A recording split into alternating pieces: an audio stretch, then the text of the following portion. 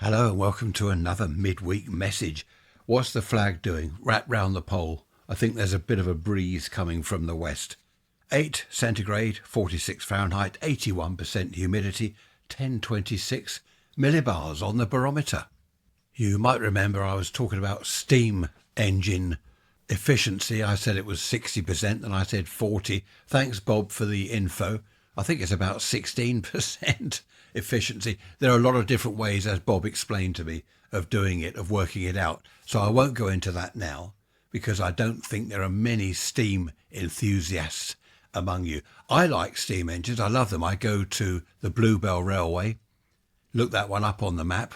At Amberley Museum, they have steam rally type weekends. There's traction engines and they've got a little track there with a steam engine on it, which was initially used when it was a lime pit, a lime kiln burning, making place, or whatever it's called. Amberley is a working museum. Fantastic place to visit, just north of Arundel, if you're ever in my neck of the woods. Something that's cropped up recently that I found interesting, annoying, or whatever. People on the telly, on the news, they're being interviewed. And the interviewer will say, for example, what do you think of the recent thunderstorm we've had? And the interviewee will say, it was pretty bad, but not as bad as we thought. Why does he say, What do you think of the government's new policy on so-and-so? I rather like the idea.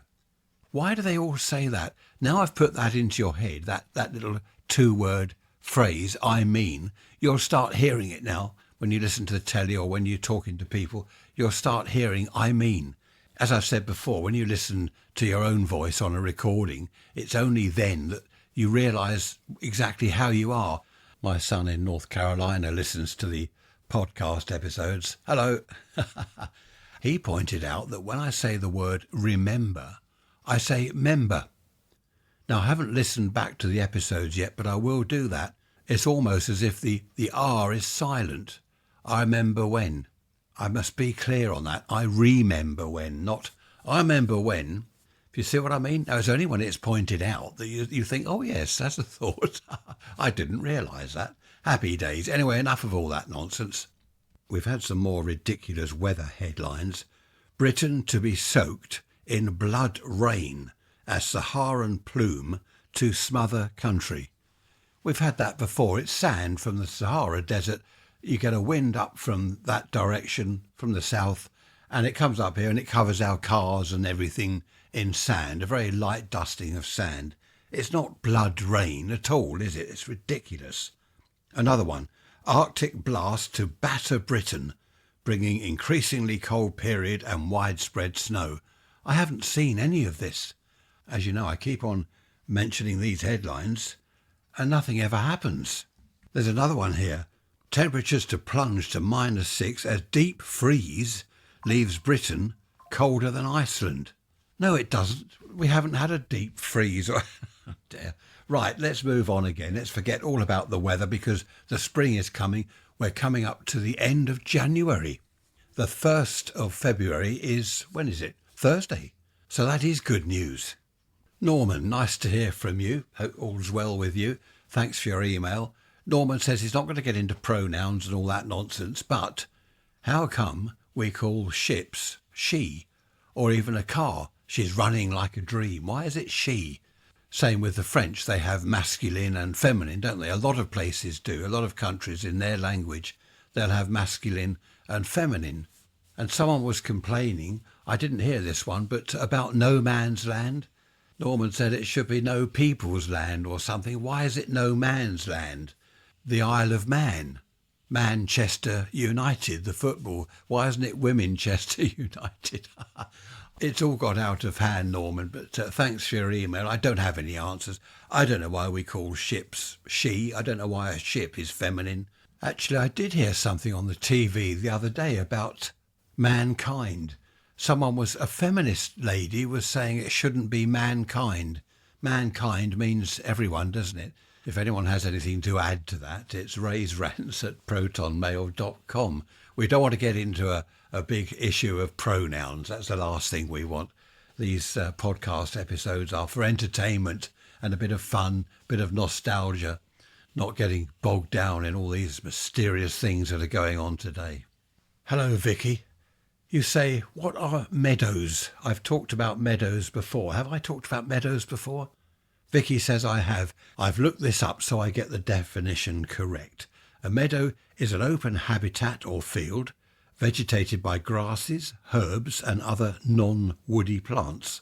Trees or shrubs may sparsely populate meadows as long as these areas maintain an open character. So in other words, not thick woodland. Meadows can occur naturally under favourable conditions, but are often artificially created from cleared shrub or woodland for the production of hay, fodder or livestock. There we are, Vicky. That's what a meadow is. We had a lot of meadows when I was young. I think now all we have is concrete, housing estates and concrete. Meadows were particularly good for insects because the bees, all insects, they just all flock to the meadow. Can bees flock? I expect they can. All for the pollen. Now this is another issue, isn't it, that keeps cropping up. Local councils keep mowing grass verges by roads. They mow all the wildflowers and people complain. First of all, wildflowers look very nice. Well, I think they do. Secondly, they're really good for the bees and the insects. So why cut it all down? It doesn't make sense. Grass verges and central reservations on roads, dual carriageways. It's nice to have an abundance of wildflowers. I was thinking the other day how things change. We had the Stone Age, didn't we? The Bronze Age, the Iron Age, and all the other ages. What age will this be? The age of tampering, the tampering age, where we tamper with the English language and other languages, no doubt. Tamper with everything, have to change everything. Doesn't matter what it is. We'll be calling ships they next. And your car engine, you just tuned it up and you'll say, they are running like a dream. Is that right? Let's move on. I said I was going to move on, didn't I? Now I've gone back to that. But I think this will be the tampering age. In hundreds or thousands of years to come, if we're still here, then this will be the age of mucking around with things. I think that's what I used to like, among many other things, about going over to the woods. Surrounding the woods, on the outskirt of the woodland, there were fields full of wild flowers, masses of an abundance of beautiful wild flowers. Obviously the farmers used most of their fields for crops, but some were left. It was called, or still is, I expect, crop rotation, wasn't it, where the field is left dormant or barren for 4 years. I don't know whether they still do that. And of course these fields turned into meadows, which of course, as it said in the thing I read you, it's about hay, isn't it? Making hay, and that's food for the animals for the winter. I used to love the meadows. They were fantastic. The flowers, absolutely beautiful flowers, far better than many of the flowers people grow in their gardens, to be honest. Well, that's what I used to think. I still do. Moving on to next Sunday's episode, what should we talk about? I've got a little story to tell you. I know a lot of you like the stories, some of you don't. I think we're back to the situation you can please some of the people some of the time, but not all of the people all of the time. The story is, 6 minutes long? I've already recorded the story. I think it's about 6 minutes long. So if you really don't like it, you can you can skip it, like people do on the TV ads. They whiz through, don't they, till the programme's up again. But my stories are about the old times, I think, aren't they? In the main, they're about the good old days. So they're not totally unrelated. I promise you this will be the last one of these daft headlines about the weather. Britain in rare sizzling heat dome. Heat dome? Where? I can't feel a heat dome.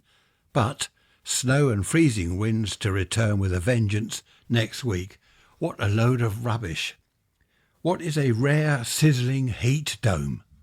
Stone the crows. Who dreams this stuff up? They should be sacked. They really should. They should be fired.